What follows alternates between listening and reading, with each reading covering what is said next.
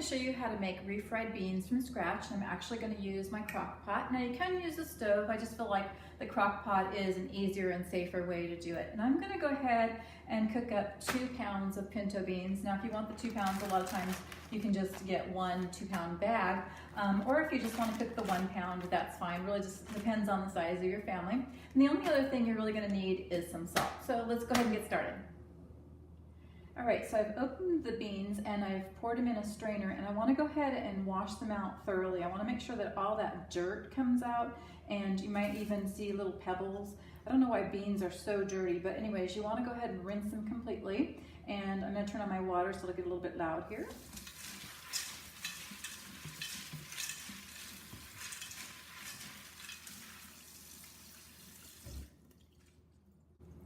Okay, so I'm pretty confident that my beans are clean now, and I'm going to go ahead and I'm going to pour them into my crock pot here.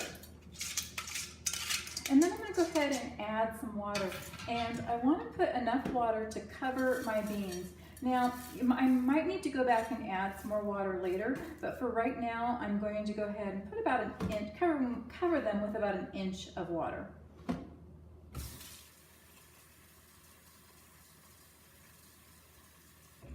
Okay, so I've got about an inch of water in there, and if I find like the water is still too dirty, I could go ahead and drain the water out and then just continue to rinse them. But this looks fine, so I'm gonna go ahead and put it on my crock pot. All right, so I have my beans in the pot and I've got the water in there. And what I'm gonna do now is I'm gonna go ahead and add some salt. Now I just sprinkle salt, so it really depends on how, what your preference to salt is. So I'm just gonna go ahead and sprinkle some salt in there. Okay, and you might want to start off with not so much if you're not sure, and then after the beans cook, you can go ahead and taste them, and if you feel like you need to add a little bit more salt at that point, then you can go ahead and do that. But I've got my salt in there, and the beans do take quite a while to cook, so I'm going to go ahead and turn mine on high, and then I'm just going to come back and check to see if I need to add more water. If I see that the beans on top have kind of gone above the water level and are getting a little bit dry, I'll go ahead and stir them up a little bit and then add more water if I need to. And then I'll just continue to monitor them and let them cook until they're done. All right, so it's been about 2 hours, and I can see that my beans are getting a little bit dry on the top. So I'm going to go ahead and add some more water. And I don't want to add too much water because when I go to smash the beans, I don't want too much extra juice. So I'm just going to add a little bit of water and then go ahead and stir them up a bit. Like I said, if I do put too much water, I can drain water out, so it's not really that big of a deal, but I do want to make sure my beans get covered, so I'm going to go ahead and add just a tiny bit more. All right, and then I'm covering them back up and letting them continue to cook. Okay, so it's been about 4.5 hours, and I'm pretty sure my beans are done now. Go ahead and stir them up. Now, I did add that little bit of water that I had left, and I did stir them a couple times, and then as I got close to ready, I went ahead and added just a little bit more salt. And so I am ready to mash my beans. Now there's a couple things that you can do. You can go ahead and put some of your beans in a pan, and then you can go ahead and use the masher and then just kind of mash them up. But that's what we did when I was growing up, and with technology I've moved on past that a little bit. And so I'm going to actually show you how to use the hand stick mixer and mash them up that way.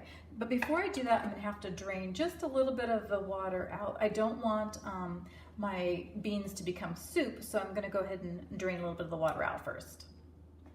Okay, so I've drained some of the juice out, probably a little bit more than normal because I want to make sure this batch doesn't come out too soupy. But anyways, I've taken some of the water out, and I'm going to go ahead and use my hand mixer, and then I'm just going to go ahead and smash up some of these beans. Like I said, I don't want it real soupy, and I do like to kind of have some bean chunks in them, you know.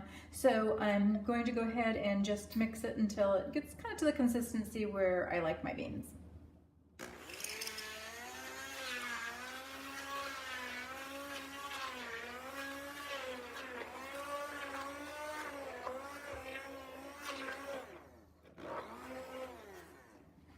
Now, if you find that you need to add more of the water, the fluid, you can go ahead and add that in, but I think I'm doing okay right now. Okay, so I think I'm about done. I still have some bean chunks. It's pretty much the texture that I like. So I'm gonna go ahead and take this out, and then I'm ready to go ahead and refry my beans on the stove. Okay, so now we get to the refried part of it. You can see it's kind of a process to make your beans, so you might want to make them the night before, but I'm going to go ahead and turn my beans on to medium heat. And the refried part is really that you're using a lard. Now, you may not want to use the lard, you're just really heating your beans up in that case, but if you want refried beans, then you include the lard. The lard you'll find in the usually in the section where the oils are. Sometimes they have it back in the meat section even. So just get lard. I don't know if you've ever seen lard before, but it's just a solid, almost like a shortening, okay? So, and then I'm just really going to, you know, again, you can kind of use as much as you want, but the lard does give it the extra flavor. So I usually just use, you know, maybe a couple tablespoons. I'm gonna go ahead and just put some in there. All right, I know that looks like a lot, huh? Like I said, I usually actually don't include the lard, but just for the purposes of video, I want to go ahead and show you. And we're just going to warm it up, let it all heat, let the lard cook in there, and then we'll be ready to munch out. Okay, so as it's heating up, I want to go ahead and just mix that lard in and just kind of keep stirring. Also, I didn't use the whole thing of beans. This is only about half the pot, so I'll store the other ones for another time. I'm actually going to just make some bean burritos with these beans, so I'm going to go ahead and just keep warming them up and letting that lard melt in there.